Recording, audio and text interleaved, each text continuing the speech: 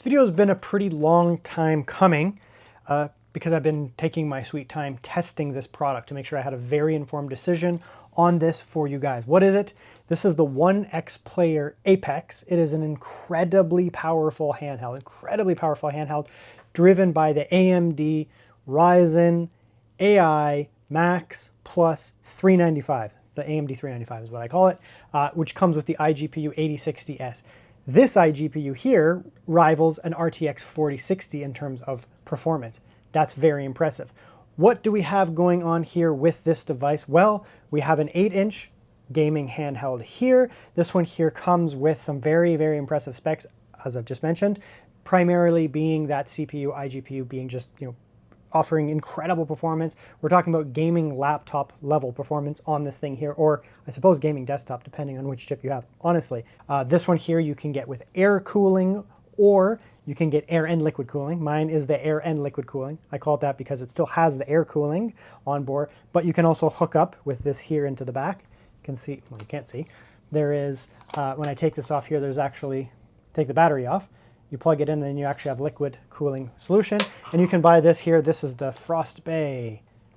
Frost Bay is a liquid cooling solution. Very cool. You can also use it on some of the other OneXPlayer products. I'm going to have one of those coming in a couple days. Okay, so let's have a look at the website here. I bought mine on Indiegogo beforehand. So it's a little different now, but I got it then. Looks like it's actually already on sale, which is nice to see. So there are two different options. There's standard, and there's standard is air cooling. Liquid is air cooling plus liquid, to be honest. So you get access to the liquid cooling, and then you also get access to the air cooling. So I mean, it's $100 more. Not even actually, it's $90 more to get that liquid cooling solution inside of the handheld, which you'll see when I tear it down. So I have the liquid cooling here. When you do that, of course, you then also do unlock the Frost Bay. So, well, that's not a big price increase, actually.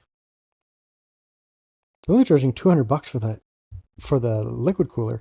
That's pretty impressive, actually. I mean, you're getting into straight up liquid cooling, full device external. That is less than I thought. I mean, again, I bought this. I pledged early on this thing. So yeah, so I mean, for the air cooling, just standard, it's 2000.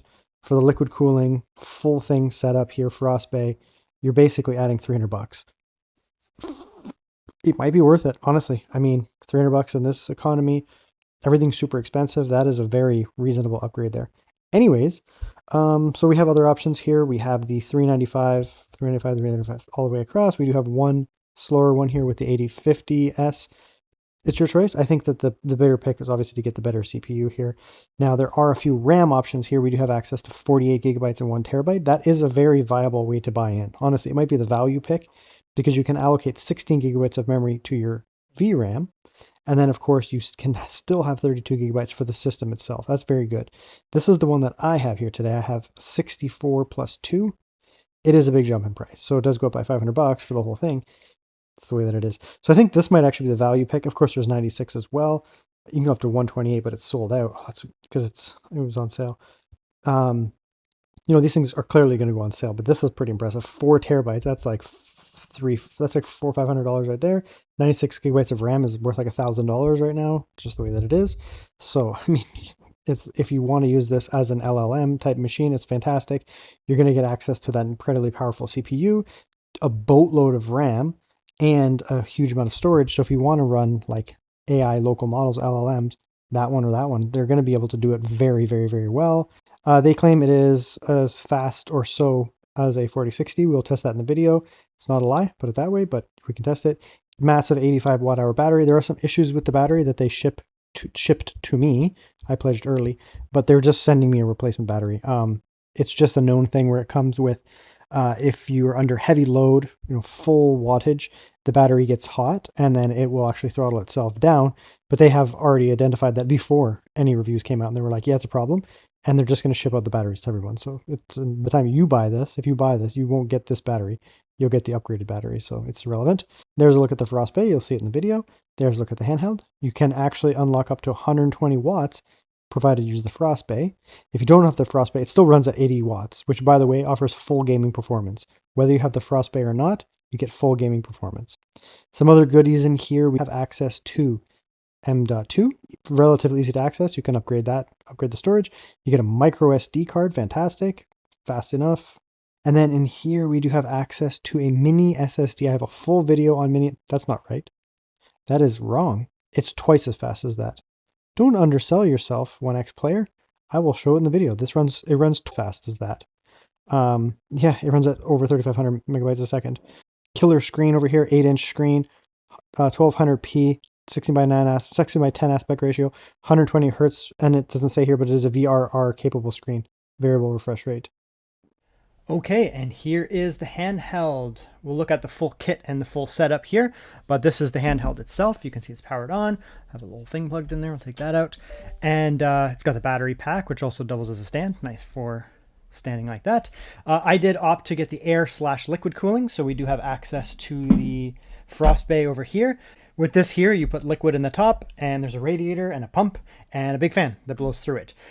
This thing unlocks much higher wattages, so when you have this one plugged in, you can go all the way up to 120 watts, which is crazy. When you're plugged into the wall power, or this, not using the liquid, you can go up to 80 watts, which is also crazy for a handheld. And then there's battery power, which you have the battery there, which you can go up to 55. So there's 3 tiers of performance you can get out of this thing. You'll see later, all of the performance is very good. Even on battery, you don't need 55 watts. Like you can, it'll be performant, but this thing, you can scale this thing all the way down to like Steam Deck level watts, all the way up to, gaming laptop level watts, your choice. The air cooling will be used on this device here when you're not hooked up to the liquid. When you're hooked up to the liquid, depending on how fast you want this thing to go, if you have this thing cranked, the air won't be doing anything here. If you have the air over here, or the liquid over here on like silent mode, this thing might use a little bit of air, but you can use a combination of them. It's very well designed. So that's that there. It's an 8, so that's, that there. We'll come in here now. So that's an 8-inch handheld, 8-inch screen handheld. Looks like a lot of other 8-inch gaming handhelds here. Smaller bezels than some of the competitors out there. If you look at the ROG Ally Xbox or whatever with its tiny 7-inch screen, this is a much bigger screen than that. We'll bring in some other handhelds as well. And it's very sleek, right? So without the battery pack, obviously it's going to essentially just be it's almost like a little Legion Go S or something like that. You can slap on the battery pack. This is a powerful CPU. And yes, you can scale it down to low watts, but adding more watts can let this thing really unlock its potential. So having a very big external battery pack has 2 benefits. One, it allows you to have an external battery pack. You can get more than one battery and you can swap them, which is pretty sweet, being able to do that. So you can actually do that without having to take the battery out of your device. You just slap on a new one. And OneXPlayer is actually, they said that there might be some thermal issues with the original one. They're actually sending out a free replacement. They're going to be sending out a free replacement that apparently performs even better. I'm still going to keep this though, because now I'll have 2 batteries, which is sweet. Right, so that's that there. We'll take off the battery pack so we can show it in its naked form. Okay, so that's the handheld here. Without the battery pack, it's quite light. Obviously, with the battery pack, it's going to weigh more. We'll get into the weight in a sec. But you can see there, it's just like a standard-looking little 8-inch handheld, right? Nice, good ergonomics on it, nice and portable, all that kind of stuff. Of course, once you start adding all this stuff, the portability ratio starts to go down, but it's kind of neat there. Let's bring in some size comparisons here. So I'm going to bring in, now this does have a case. This is a Switch 2, and you can see that the Switch 2 also has an 8-inch screen. A little different though, because you have 16 by 9 versus 16 by 10 aspect ratio. There's fingerprints on it, I'm sorry, but it is what it is. 16 by 9 versus 16 by 10, so taller screen here, both 8 inches, but this is a taller screen, so you get a higher aspect ratio. It's got a case on it, of course, right? Thin little thing, detachable joysticks on this, not on the Apex, obviously. Without the case there, this thing does not feel good in the hands at all. The actual stock Switch 1 and Switch 2 is pretty bad in the hands. You add the case, it gets better. This thing obviously has much better ergonomics, but same idea. Now here's a Legion Go S, which is my current daily driver handheld. Also an 8-inch screen, so the screen is basically the exact same size and actually very similar specs, to be honest. And it has a similar type hand feel. This actually feels a little bit like this is more handleable. Does that make sense? Like this has a superb hand feel there and all that. This one, it has a case on it to add a little bit more grip, but it's just slightly less ergonomic, but I still like it. So fantastic. And they're kind of similar, right? So you have a very similar type layout. This one has a standard D-pad. This one has the kind of, I don't know, floaty thing.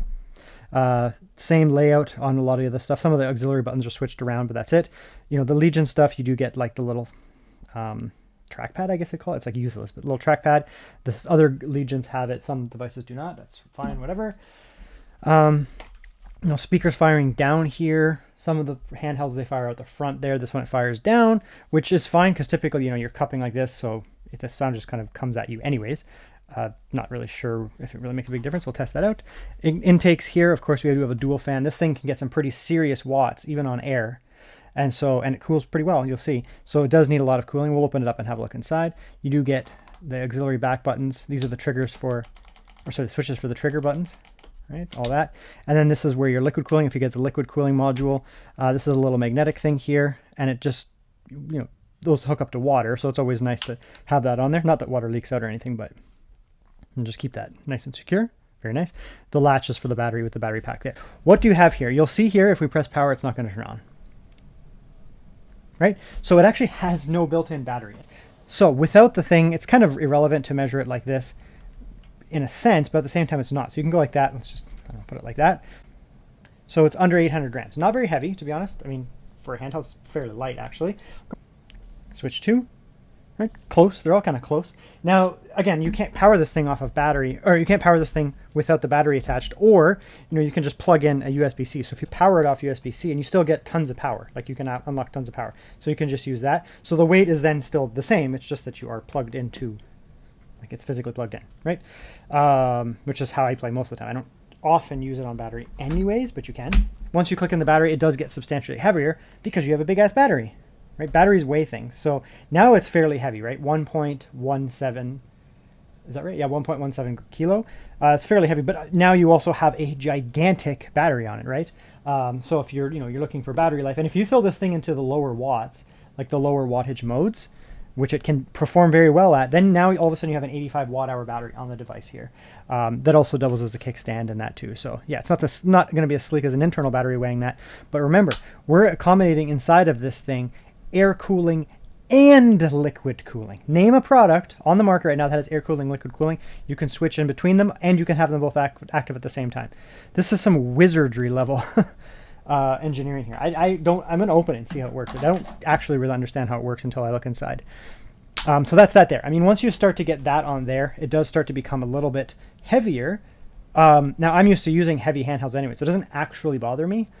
Yeah, I can feel it, but like I'm not holding my arms at like arm's length for infinite amount of time.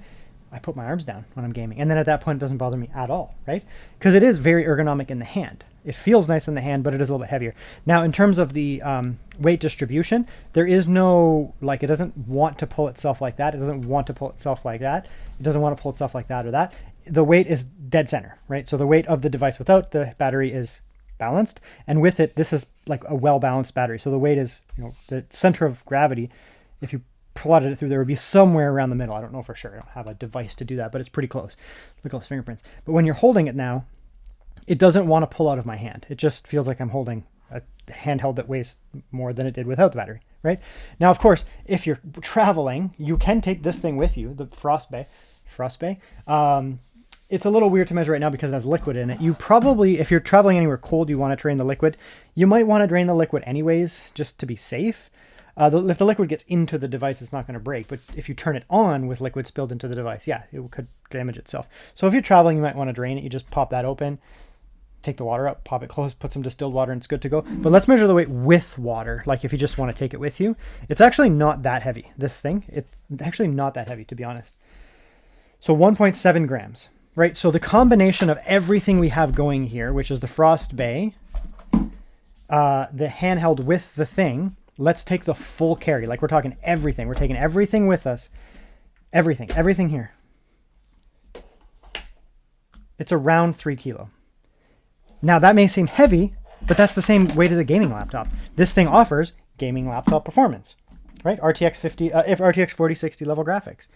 As long as you have access to USB-C, even like a power bank, like an Anker power bank or something like that on a plane, or if you just go to a place, then game at that place, which is what I do most of the time, plug it in. I don't often use these things on battery at all. It's pretty infrequent. It doesn't matter. Then it's actually very light. So just be aware of that. Okay, so now we've talked about the weight and the ergonomics and all that kind of stuff. So we have these nice little joysticks here, right? They feel nice. They feel less loose than the previous One X things. I would never had a problem with the One X stuff, but let's turn it back on just so we can get some light, just something to look at. Some of the previous ones, they did have a little bit of like a slightly looser joystick. It wasn't a problem, but it was definitely there. You know, this is slightly tighter. This is slightly looser, but they both feel pretty good. This actually feels like the ROG Ally. Very similar to the ROG Ally control joysticks. Click in feels fine, all that.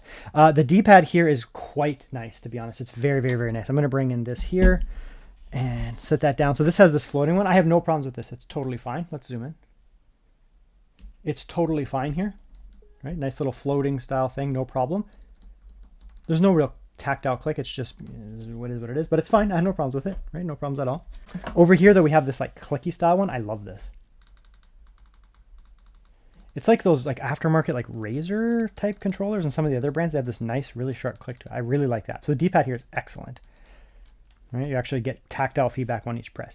The face buttons feel good. Same idea. Hear that?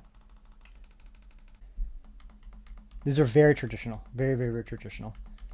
And these are fine too. I have no problem with these. These are fine. But these are better, obviously. Right? You're going to find a lot of things I'm going to be saying here. This is a Cadillac handheld, right? It's expensive. But it's not expensive for no reason. Then, of course, you have your start and select. This is your, what do you call it, like overlay, Xbox overlay. Then over here, you have your One X overlay, which we'll use this a lot in this video. That's fine. And then we have the keyboard, on-screen keyboard. So it's very easy to use. That's great in games because it'll come up over top of games without having to interfere. It's an overlay. So if you're playing a game, and I do play a lot of games that would need to enter things like that, it is very nice to have that. So that's great. So far, so good. Joysticks up here, or sorry, shoulder buttons up here. Nice click. Right, very, very, very sharp. We'll come back to the Legion Go. Very sharp, but feels a little bit cheaper. Right.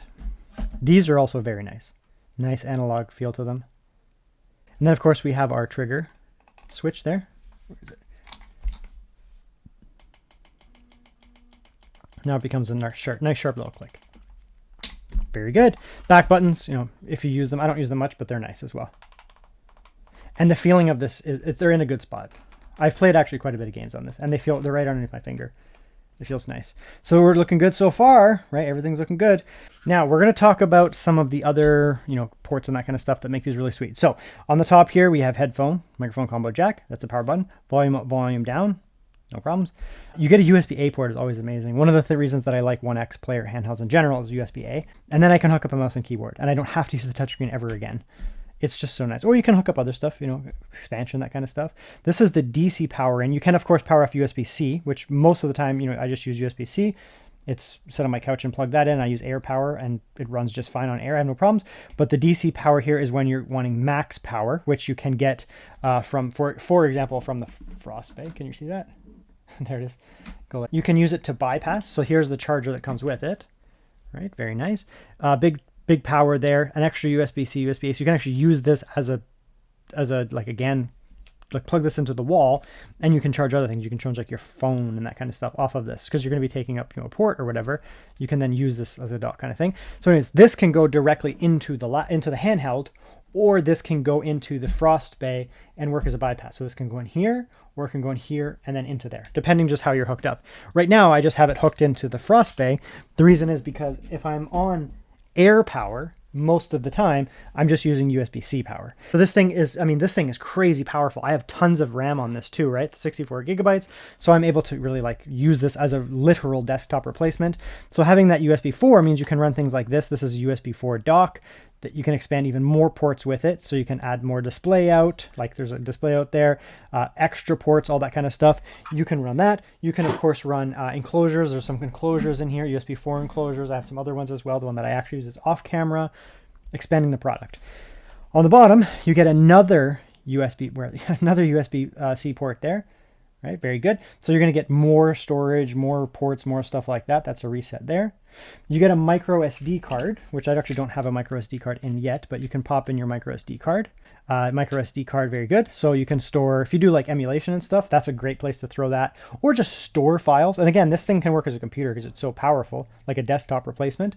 So it's nice to just have somewhere to like store files and get yourself a relatively fast one, documents, all that kind of stuff. Now here's the fancy. If you watch my videos, the first one on the internet, on YouTube, English YouTube, Western YouTube, we'll put it that way, to cover this product. And what is that? There's one in there, but I have two of them. That is the BuyWin. Maybe there'll be other brands later, but right now BuyWin, this is their product. Mini SSD. It's not a micro SD card, it's an SSD, like an SSD, right? So this is this, right? These are these. This is the same thing. See what I'm talking about here? So inside the device, it has storage, right? Like a standard M.2 NVMe. This here is not a SD card. It's an SSD. It runs, I've done a video dedicated on this product. I've shown it in my OneXPlayer Air review, but I also have a dedicated test and full video on this product here. And it was incredible how well this thing is. This thing performs as well as a Gen 3 NVMe SSD, 3000 megabytes a second. It doesn't show up like an SD card. It shows up like an actual storage drive, right? So that's the operating system split into two. So that's that. And then you can see that's the BuyOne SSD. It's read as an SSD, right? It's using the PCI system exactly like an SSD would be. Okay, and here's a look inside of the Apex. It's very easy to get into. You basically just take 4 screws out the bottom there. There is this piece here that has to come off. You just pry it off, and you take some screws off there, and then you just use your pry tool to pop the back off. Air model, the air only model. This is the liquid model, so it's going to look a little different inside. I might actually, there's some other handheld YouTubers out there, Gamers Generation, OKS Gamer, Nelly Gaming Repairs, like these guys. So maybe I'll just like tell them, if you want, I can throw some of your footage in there, and I'll link to the video down below, because you can see the air model. I have the liquid model here. So we can see inside here, just be careful, there is a module there. That's for the battery pack, so you don't want to disconnect that. And here's a look inside. This is way past when I first got this device. I've had it for a couple weeks now, and I can say that one of the nice things about this model here is that I do have this cold plate here. It's copper for the liquid, and you can see where the liquid goes in there. Fantastic. It's going to keep things nice and cool, keep things nice and dry, keep things nice and cool with that copper plate there. One of the nice things here on this liquid cooled model is we do have access still to the air as well. So you can see here we do have, fan 1, fan 2. And underneath here, if you can see that, there is the heat pipes under there as well. So we do have the heat pipes that are going to work with the air. And of course, we have this cold plate. This is a copper plate here. This is how the liquid cooling works. Obviously, you hook that on there, and then the liquid cooling will keep the thing cool. Obviously, pretty straightforward. And it's going to kind of, I assume, I haven't seen, I don't have the air cooling model, but the fact that it also has this extra bit here from the liquid cooling might actually help the air cooling work even better. I've had no throttling even under 80 watts on the air cooling module, so that's really nice.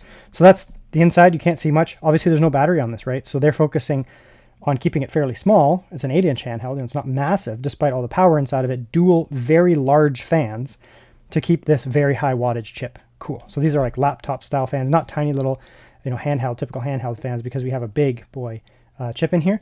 And then, you could theoretically down the road maybe service this, take off this here and just pop it out and do that. But I have zero issues with thermals. It's actually quite good. Of course, underneath here, we do have the SSD. So we can take this out here, and that's the SSD right there. So you can literally just flip that up, take the SSD out, put in a new one there. Now there is some stuff underneath the SSD, like some connectors and that. So you can't put in a dual-sided NVMe. However, that still gives you access to 4 terabytes. And a lot of the 4 terabytes that I would recommend, the nice thing about this device in general, though, is you're not just stuck with that. Like, of course, yeah, you do have access to that NVMe, which you could easily put into 4 terabytes. But as I have a 2 terabyte mini SSD, which is an SSD. So this thing, is very easy to take the 6 terabytes like that.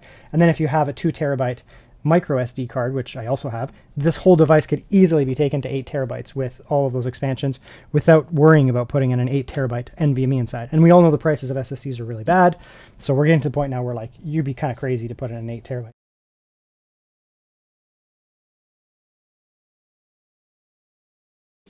Okay, this is a quick and short video here for Bro, I should say. Okay, here's the frostbite cooler. There was this external kind of metal little cover on here. You can see it's like all brittle and it's cracked. And this is why I'm trying to do a replacement here with a 3D print. The other side is exactly the same. How it pushes off of the clips looks very similar too. You can see. Okay, there is an RGB strip in here. So here is the front. You can see it pulls off with magnets. So it just pulls off here. there is this little thing here, this little tether.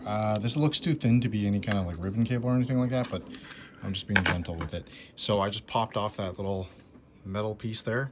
You can see like it's just a grill. Here's a standard 120 mil fan. Okay, it looks like a kind of Cooler Master OEM, it looks like. That's what it seems like anyway. Here is the EIO pump inside here.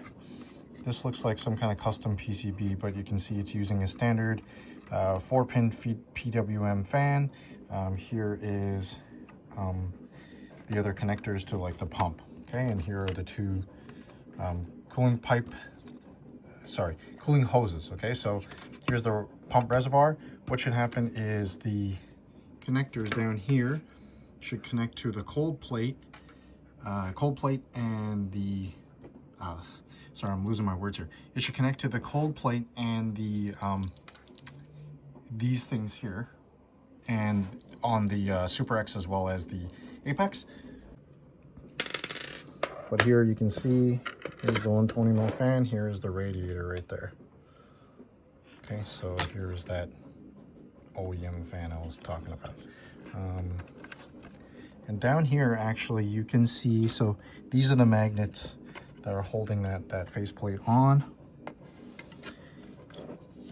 And there is a, what is it, the 4-pin RGB?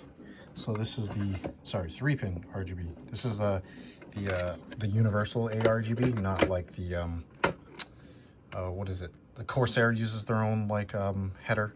And then I think most of the other ones, like Asus and MSI and stuff, they all use, like, this kind of standard connector.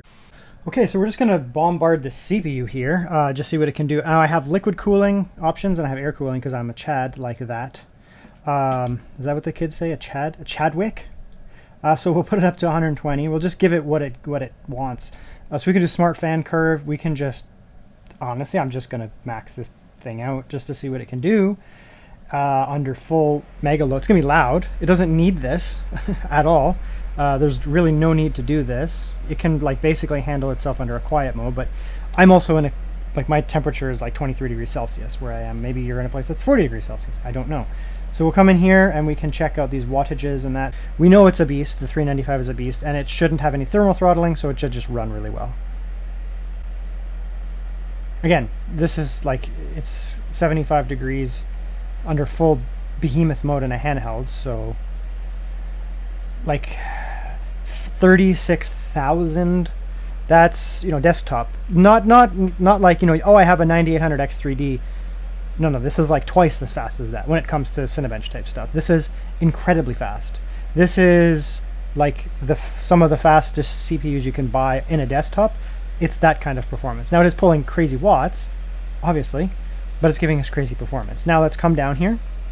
Now remember, that's 120 watts. Let's see what happens. I'm just going to leapfrog. Like I don't want to do every singular wattage interval here. Let's just do 80. Okay, we'll just do it again here. Let's make sure it's actually doing what we tell it to. Let's see here. It should go down, but I'm actually not sure how much it will go down. Not at 80 watts. I don't think it's going to drop a ton. It should be like pretty minimal, to be honest. Is my guess. It's my guess. Yeah. Oh, it did come down. Yeah, it's still 31,000. It's still beating out, like if you get yourself like a super powerful 275HX laptop, or you know you're getting around the same range as that, or you get yourself, you know, an upper tier gaming desktop, and none of that like 8-core stuff. We're talking like, you know, 16-core type stuff. This is the range you're getting. Now it's running super cool. Okay. So let's actually, just while we continue this, we'll get out of this like crazy mode here because it doesn't need to be that loud anymore. So we'll just go smart fan curve and we'll go silent because we're just not going to need it anymore. Not at these wattages. Like there's just no way. Oops. Okay, so it's so much quieter. Okay. As you can see there, like we're just letting it run and it's not getting any hotter. That extra fan mode was it's just not really needed, right? And to prove that, we'll come over here, go all the way up. It should get warmer now because we're on silent mode. But we shouldn't be throttling at 120 watts because this thing can also put it on its fans as well.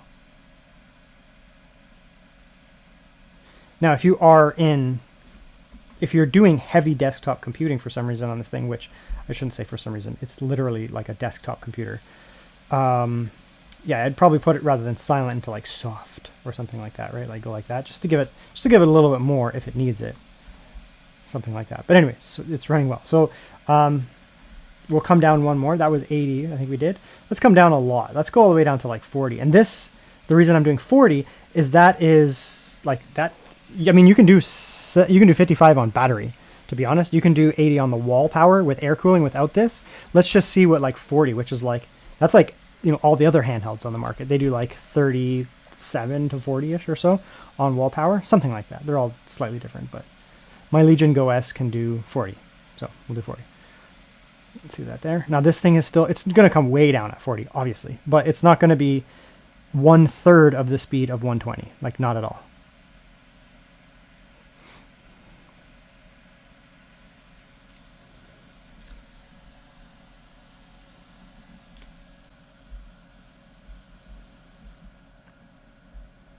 Yeah, still 22,000 at 40. That's so good.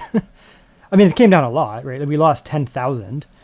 So we lost 1/3 of the performance, but we decreased the wattages by 2/3, right? That's where things start to become interesting, where it's not a linear one-to-one relationship where you decrease the watts. Let's come all the way down to like 25. I mean, you wouldn't do this. Like, why would you be mobile compute? I mean, you could, if you're weird. You would be like, I'm on battery and I'm going to use this thing as like a mobile computing platform.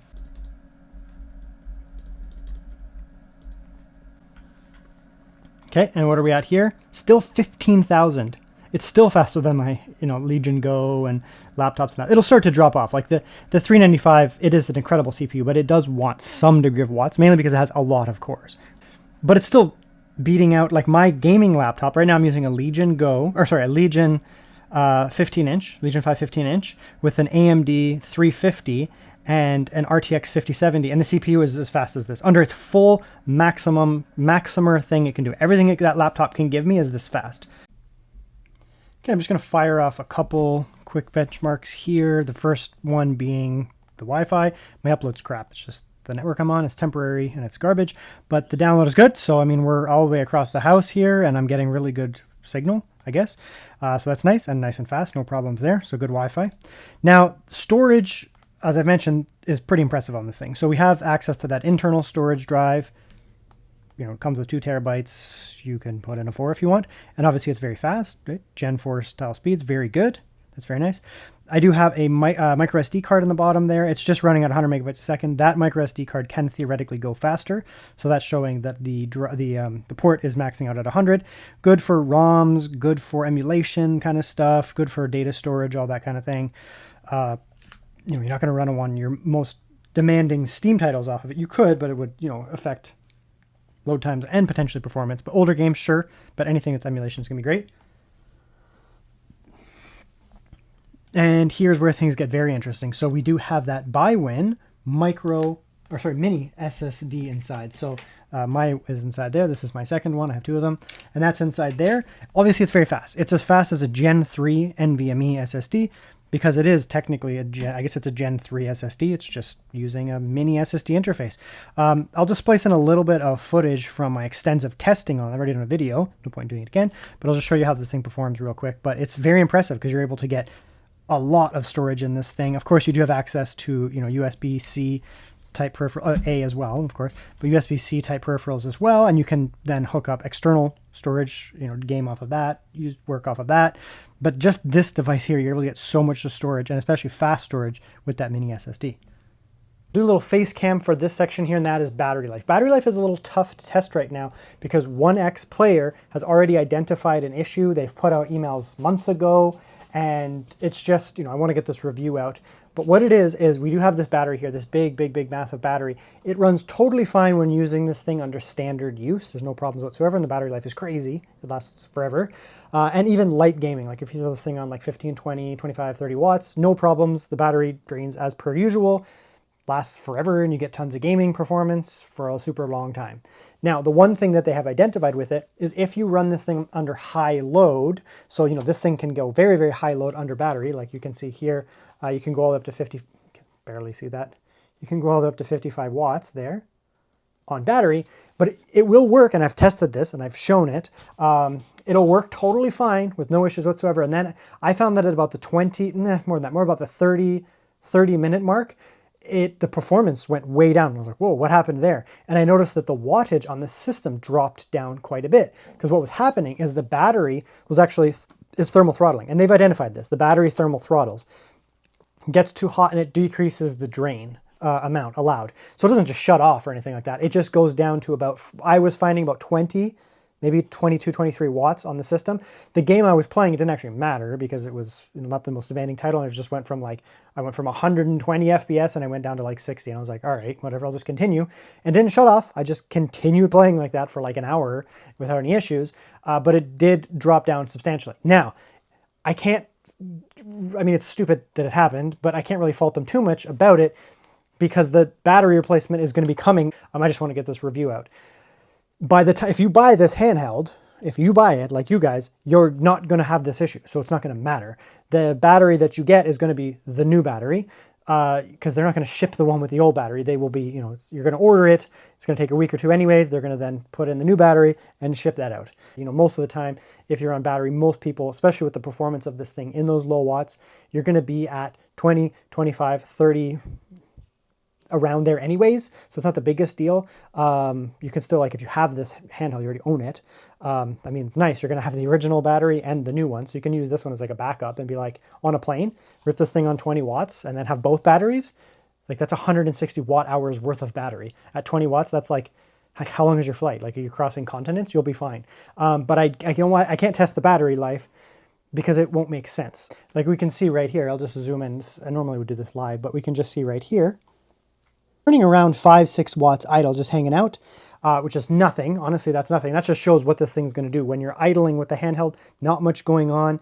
You have around 5 watts being burned. So that's probably the system. There's not like, I mean, I haven't deep-loaded it or anything. It's full refresh, blah, blah, blah, blah. It's about 5-ish watts being burned. It's about 5 consistently. So then when it comes to gaming, if you add 20 watts on the GPU on top of that, you know, put it at like 22 watts TGP or something like that, you'll burn another 20 watts, right? So this is not complicated stuff. So it does have very good battery life. It's just that I can't really test it yet until we get that battery replacement. So that's just something to be aware of. Under gaming loads, we know what it does. You have the battery here draining at the amount of watts it's running at. So if we have this thing, if the system sits at 5 or 6 watts, just kind of doing whatever, once the CPU is under load, the load is going to reflect what type of TGP mode you're in. So if you set the TGP mode up to 20, then the watts on the CPU, APU is going to be pulling 20. So that's 20 off the battery. And then whatever's left over. The fans pulling maybe a watt and a half. The screen pulling maybe watt and a half. So, you know, if you have your TGP set to 20, usually I'd say you can probably add safely about 5 watts on top of that. So, and I've tested this in many different handhelds. A TGP of 20 would probably burn around 25, meaning 25 watts, 80 watt hour battery, just divide that out. That's 3.5 hours. That's how you're going to get, that's what you'll get out of this system. Very good. So that's the battery life part. I can't go too much into it. I'm not concerned about it because they've been super proactive with this. Nobody even knew, like, these things hadn't shipped yet. No one had the product. But then like a month ago, they were like, we've identified a battery issue, but we don't want to screw up you getting your devices you've already paid for. So they're like, what we're going to do is we're going to ship them out with the crappy battery. It's not dangerous. It just doesn't allow you to get full watts. Ship that out with the battery. You'll get your battery product. You can then use the handheld. You can have the product. You can use it. And in a month or so, this is a while ago, but in a month or so, we'll ship out that new battery free charge. Now, audio is one area where you might get mixed. Hard to say.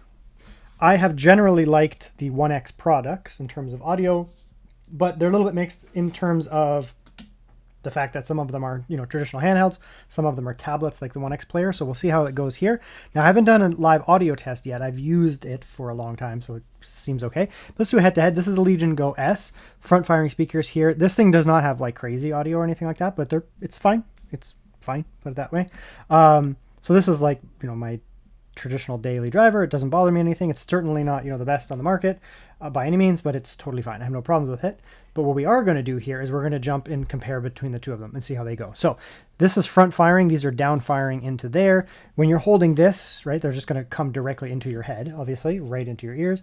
This one here is a little different. You're going to be holding it like that, and they're kind of going to be firing down, but it still technically should bounce off whatever surface you're using, and it should come to you. So we'll come in here. So that's full.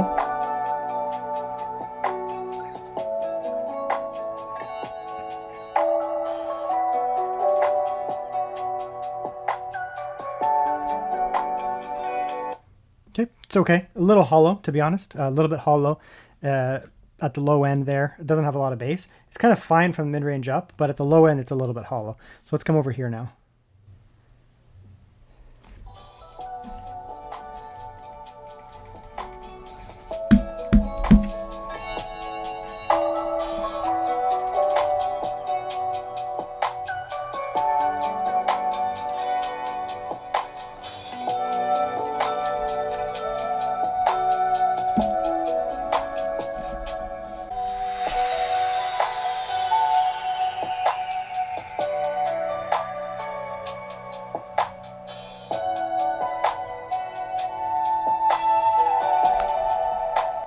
Actually, these are quite good.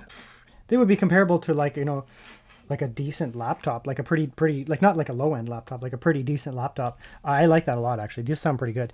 The Legion Go, it's one of the weaknesses of it. They're just hard to compare. Legion Go is like a budget offering, right? It's kind of like the Goldilocks. Nothing is like the best on it, but it's fine. Everything is fine. The speakers on this are actually quite good. So I'm actually, yeah, I mean, they're really nice. So that's a big win here for the Legion, for the Apex. It just sounds fantastic. Let's look at the screen now, though. A lot of people will say, well, it's not an OLED, so it's garbage, right? It's a bad screen because it's not an OLED, right? So this is basically what I'm seeing here. Of course, it's a very reflective screen. This is the Legion Go S. Obviously, it's very reflective. And I'm leaving that light on intentionally behind me just to show that. But you can see very rich blacks. Very, very, very rich blacks. Again, it's an IPS. It's not an OLED. So technically, with the Legion Go S, these pixels are on, right? They are on. Some screens do a better job, even being an IPS, of bringing down the blacks. And some of them don't. They actually have, you'll get blooming around it. You just won't have deep blacks. Glossy screens in general will show blacks better. If it's matte, it kind of, washes it out slightly. And you can see that here, right? This is not an OLED screen, but the blacks are excellent, right?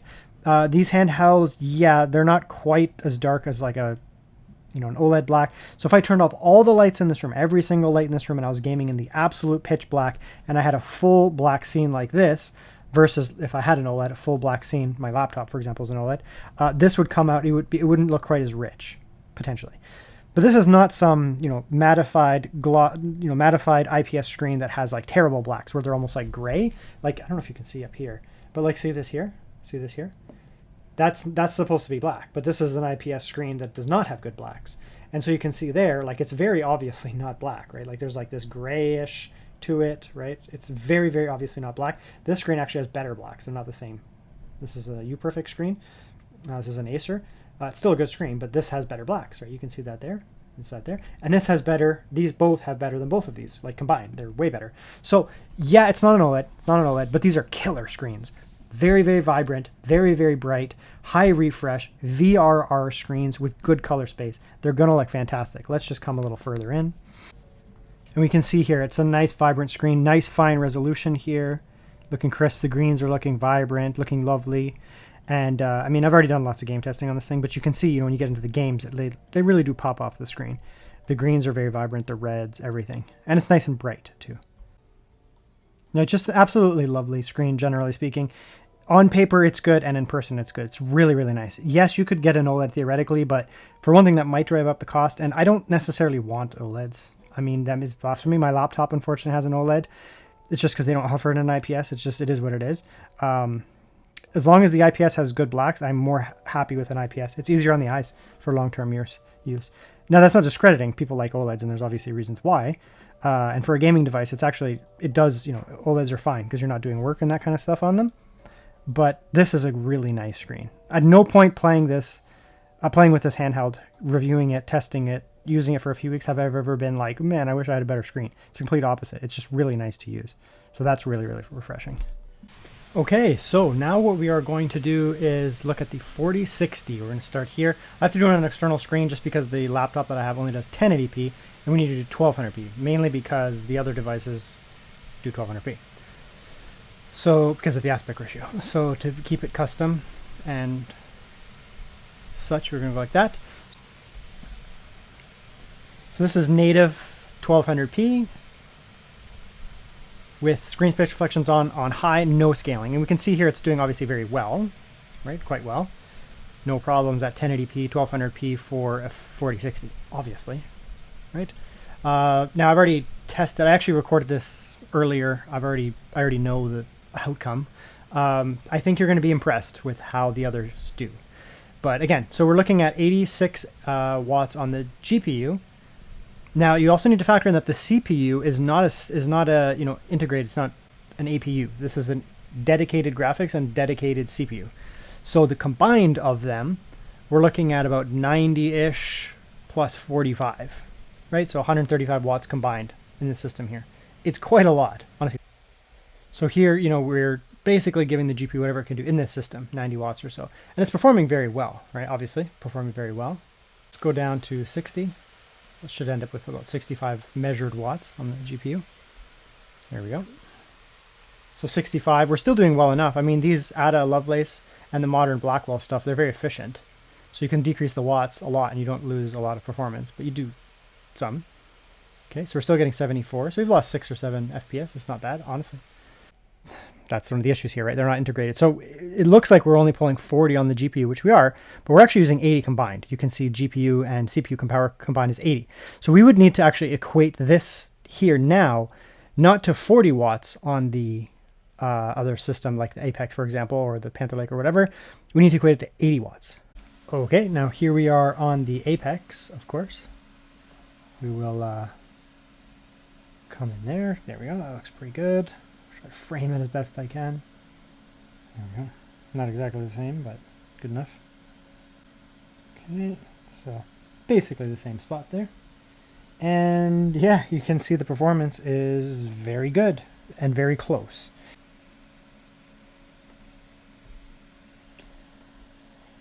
Now, one, of course, difference is you do have access to DLSS on the NVIDIA.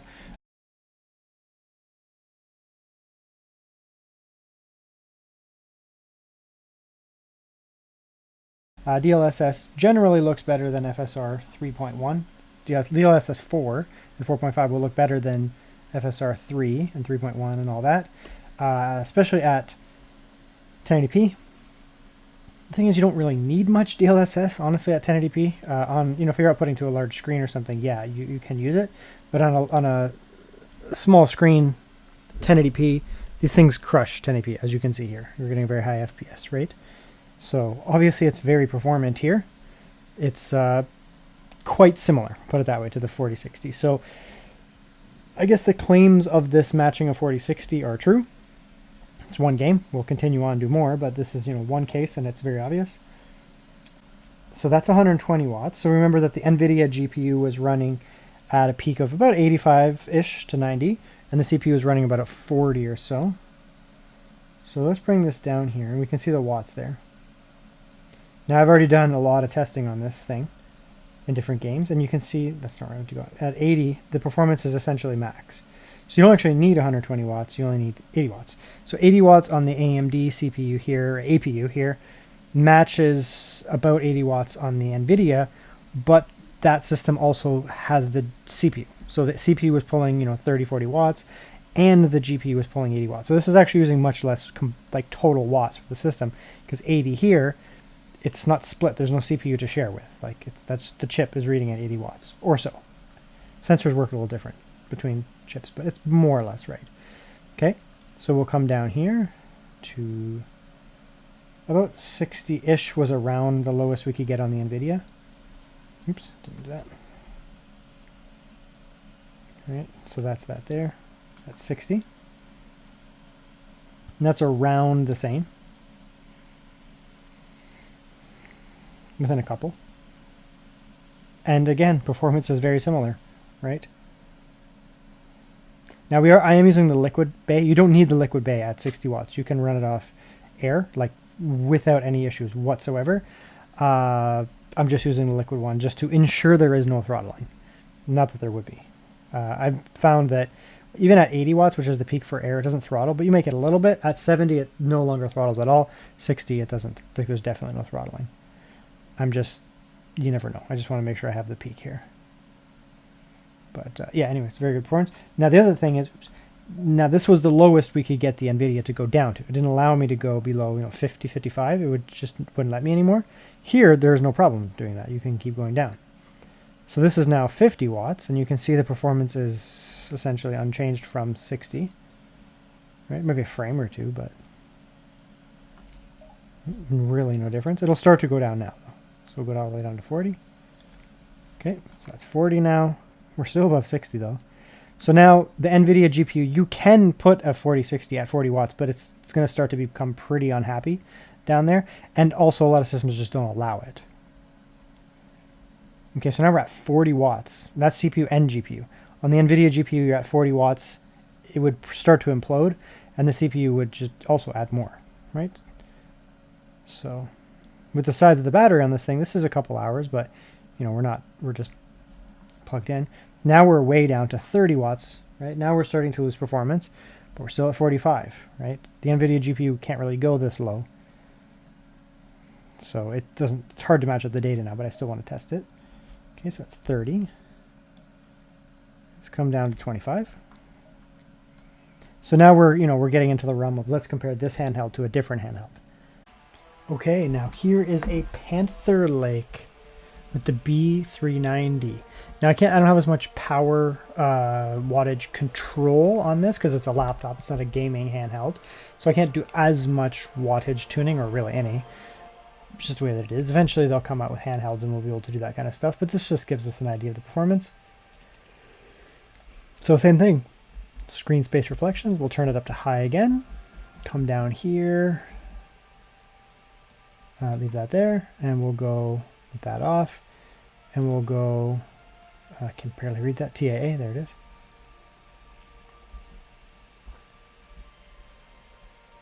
Okay, and we'll continue on. Now this is a very low wattage offering here. Like, we're not able to really crank up the watts here. So again, they'll come out with handhelds. We do have some preliminary information on Panther Lake, and it does scale better at higher watts, for example, than Lunar Lake. So it is what it is.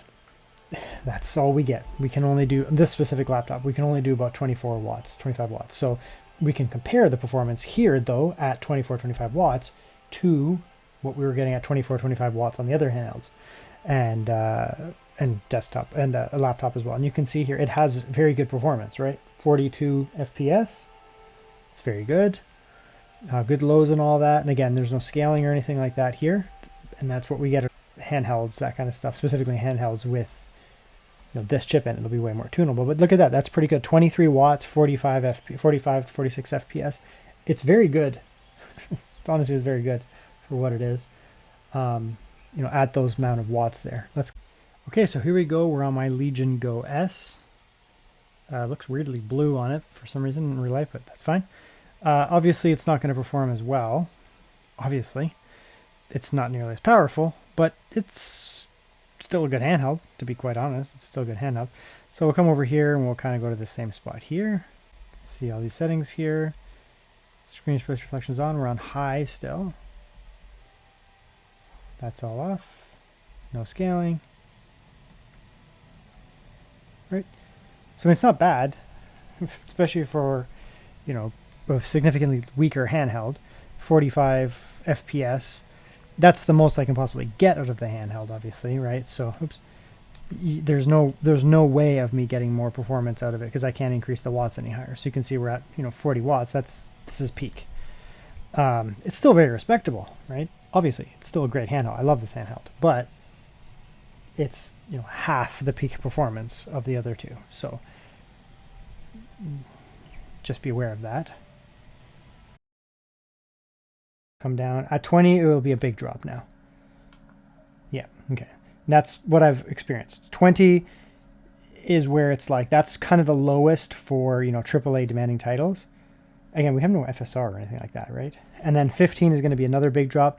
A lot of games will do fine on 15, to be quite honest, but you will need scaling. Below 15 starts to become like pretty tough, right? There's a lot of CPU core and stuff to feed here too.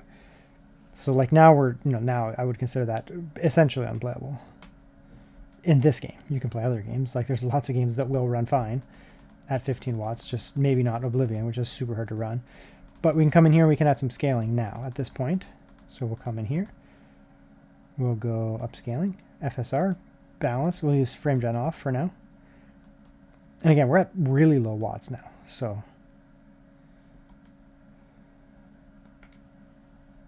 come back there. Just want to double check the settings. Yeah, and again, we're on high. We can also turn some of this stuff down to make it playable at this amount, but that's pretty like normal. But let's put the watts back up now. So at this point, you know, 15, putting up to 25, it should be pretty considerable, to be honest. So we'll come back up here. This should be pretty considerable. Look at that, boom. So we went from like borderline unplayable to like really actually fine, right? I would probably use more watts, to be honest, still. Right, like with a little bit of scaling, up to 25, huge jump. Essentially, we're getting 60 now.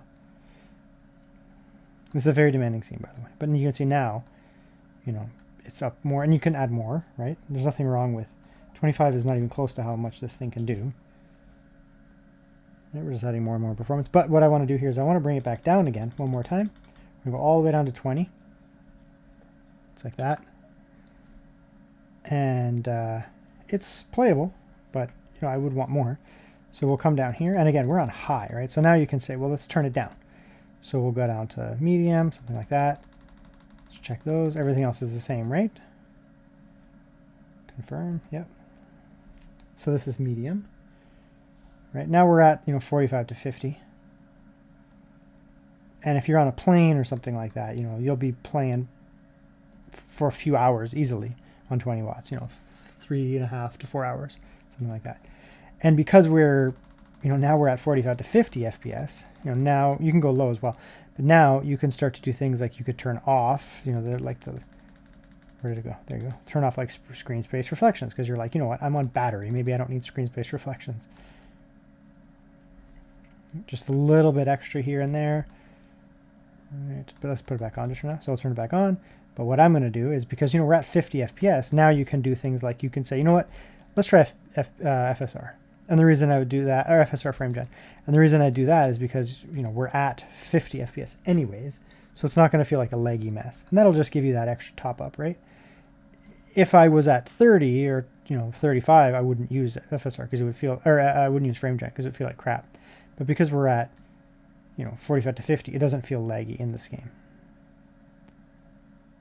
The conclusion is going to be tough on this one because it's not the most like standard handheld. It's an 8-inch handheld, which is the sweet spot for me. If you follow me in any way, you know that I always call the Legion Go the Goldilocks handheld because it's like, it's not too big, it's not too small, it's not too this, not too that. It's also cheap. This handheld is the Goldilocks of size, right? So it's that perfect 8-inch handheld where I find it's not too big, not too small. Everything is fit, like, you know, you have very small bezels on the product. So they do a very good job of getting it within that 8-inch form factor to feel nice. So let's talk about the chassis on it. With the battery, it is a little heavy. Like, I'm a fairly big guy, I guess. But it's not heavy, like it's like it doesn't feel heavy, right? Like I mean, I used the OneXPlayer X1 Pro for like a year, which is a huge handheld. So, I mean, I guess I'm kind of used to it, but like I have my hands resting, like my elbows, I don't game like this with my hands like floating. My elbows are resting on something, in which point it's irrelevant to me. So the weight, I mean, just be aware of it. It does have a big effing battery on it, which you can take off. But, you know, if you're plugged into USB-C power, you take the battery off, right? Like you take that off and then you can disconnect the battery. And now it's very light because it doesn't have a battery at all. So it's actually lighter than most handhelds of this size once you take the battery off. And that's one of the nice things. When this thing's plugged in on USB-C power, which allows you to have 80 watts, which is usually where you want to be at anyways, it's very light as a result because it doesn't need to worry about the battery. So that's really nice. Let's put that back on. So that's that there. The ergonomics are very nice. It is incredible. It has this like satiny plastic, which feels really nice. The hand feel is pretty much perfect, to be honest. It feels wonderful in the hand. I love how this thing feels in the hand. It's very nice. The buttons are crazy. I mean, it has micro switches.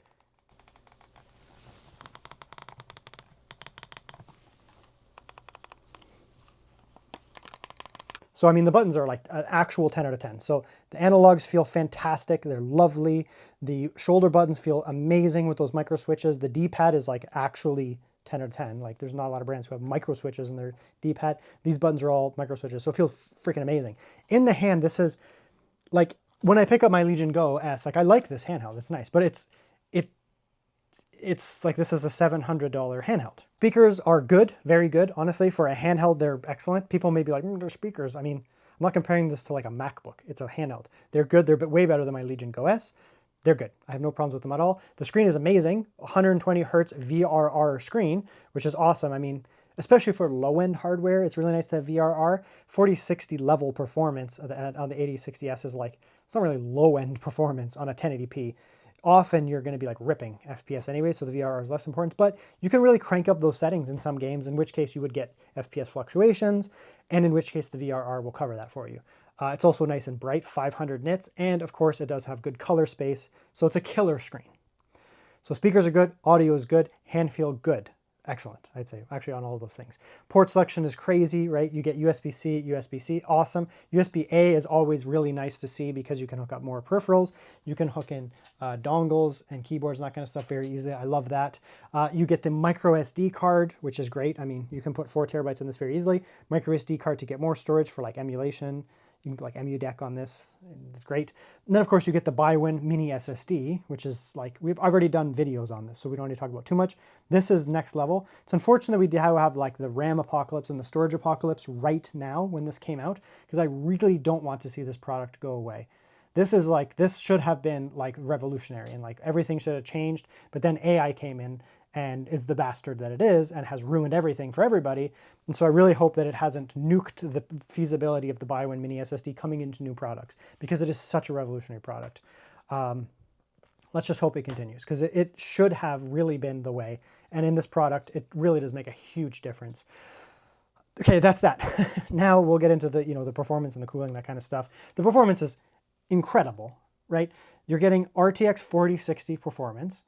By the way, the RTX 4060 mobile is not really much slower than the RTX 4060 desktop, just so you know, they're very close. So you can consider this to have approximately the performance of a 4060 desktop. What more do you want out of a effing handheld, right? And here's the thing, you get that level of performance on a portable handheld. Like this is really portable, right? You get access to up to 120 watts if you decide to get the Frostbay. The Frostbay 120 watts is very effective for CPU tasks when you're doing like CPU, because this is a effing computer, like a desktop level computer. When you're using this on CPU tasks, that 120 watts does go a long way. You don't need it though, because on the battery, or sorry, on the air cooling here, the air cooling can support 80 watts. And it does get a little spicy, but it doesn't throttle. It gets right to that point. They've tuned it where 80 watts is right there. And in gaming performance, 80 to 120 watts didn't make any difference. So the air cooling unlocks the peak performance of the handheld. So don't feel that you need to get the liquid cooling, because the handheld with the air is fully unlocked performance. Now, of course, at 80 watts, the fans will be a little bit louder. It's going to be a little bit hotter, but you're not throttling. So you could get this bay, which I did pretty much all the time, and just run this thing on, liquid cooling at 80 watts, and then it's running at like 50 degrees, because it's like 80 watts on a liquid cooler is nothing. That's really nice, but again, you don't need it. So just be aware of that. Then of course you have access to the battery especially when it's going to be replaced. You'll have access to that full 55. I can say that it does perform amazing at 55 watts because I tested at 55 watts.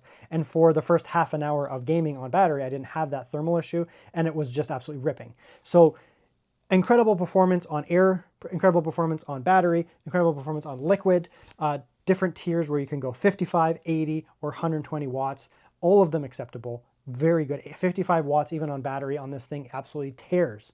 It's so good.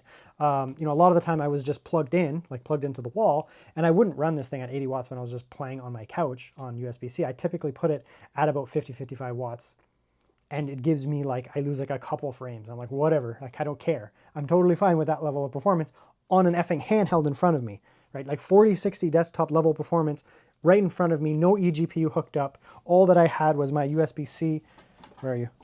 My USB-C charger, it's gone off the face of the earth. USB-C charger here plugged into the wall on my couch over there, whatever, just kind of being like that. USB-C plugged in, no dongles, no eGPU, and I'm just tearing through games. It's such an enjoyable experience. So that's the performance there. I have this thing with 64 gigabytes of RAM, which is crazy, right? 64 gigabytes of RAM is so much. You can split it how you want. Like I have it just at 16 gigabytes of VRAM. You could add more. You could go 32, totally fine. That'll give you 32 for your operating system and 32 for VRAM. On that note, if you do get something like this with, say, for example, 64 gigabytes of RAM, you can set Windows lower, and then you could run AI models on this thing. Remember, the AMD 395 was often marketed as an AI, local AI, LLMs, AI product, not the like data center destroying the world, like the complete opposite of that, of like, I'm gonna run AI in my house. And you can do it on this handheld because it runs super cool, super quiet, especially with the liquid cooling. You can allocate a ton of VRAM, even the 64 gigabytes, you can allocate tons of that to VRAM, like 48 gigabytes, which is amazing for a GPU. Of course, you can get this thing with even more VRAM. If you're only gonna be gaming, I think the 64 might be overkill, probably would go for 48. That's that. I don't know what else to talk about. I mean, it's a really incredible handheld. People have asked me on my channel, in the chat and all over the place, do you think gaming laptops and dedicated mobile graphics are going to be a thing of the past? And at the time I was this is like months ago, like 6 months ago to a year ago, and I was like, maybe, but probably not, because there is still such a gap. Like these are great, but there's still such a gap in performance going with, dedicated graphics to mobile, iGPU. But I don't think that anymore. We know NVIDIA is pulling out of the graphics market. They don't care about us. Consumer market, they don't give a shit about us. They're pulling out. And now we have AMD and Intel, right? So we have the Panther like Intel stuff. I'm sure OneXPlayer is going to come out with some Intel stuff. AMD is still faster, like it still is faster. So if you want the best, you get the AMD stuff. But we're getting to the point now where 4060 level gaming performance on a 1080p screen, 1200p screen is crazy. Like that's crazy. That's AAA gaming with very high settings and just destroying the FPS. My idea was to somehow get dedicated graphics into the handhelds. You don't need to do that anymore. We've got to the point now where these handhelds are so effing fast. Yes, they're expensive, but prices will come down. They're so effing fast that you don't need dedicated graphics anymore. But this thing's crazy. So check it out. It's expensive, but it is absolutely worth it. I was really worried about this review because I was like, oh my God, it's really like the price is there. Is it going to be justified? And coming out of this, I'm like, no, man, this thing is like actually so worth it. Like there's so much tech in this thing. There's so much tech, and they didn't botch it. They actually nailed it. So good job, OneXPlayer. There's a reason why I love your handhelds and I keep buying them. By the way, this is not a review and I bought this. There's a reason why I keep buying your stuff. It's because it's good. You make really good stuff. Continue.